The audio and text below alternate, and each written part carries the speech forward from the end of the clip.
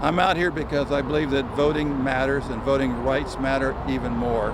And this is a time for us to stand up and to encourage all people to do what is right and to get everybody involved in the voting process. John Lewis's name and the Voting Rights Act is important. Protesters gathered outside of the Williamsburg JCC courthouse to voice their support of the John Lewis Voting Rights Act.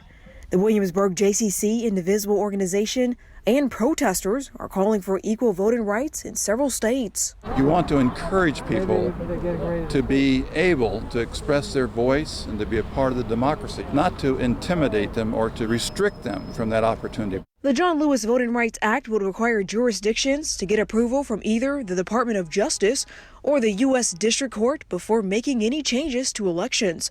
Several protesters say certain laws in other states are making it harder to vote. In Georgia, making it illegal to give people standing in line water. We make it more difficult for some people to vote. We make it more difficult by putting more polling stations in some districts and fewer in the others. So some people have to wait in line and some people don't.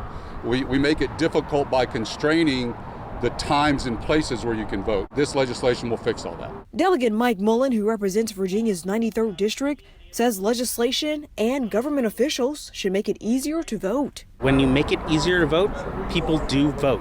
And so that's what we here in Virginia have been able to learn, and that's what we want to be able to have for other people across the country. News 3 reached out to Representative Rob Whitman, and he released a statement saying that states and localities should run elections instead of the Department of Justice. We hope that we can pressure representatives like Rob Whitman, the congressman here, our senators, other politicians, to pass this legislation, get it into law, get it on President Biden's desk so he'll sign it, and then we can protect voting rights. In Williamsburg, Leandra Head, News 3.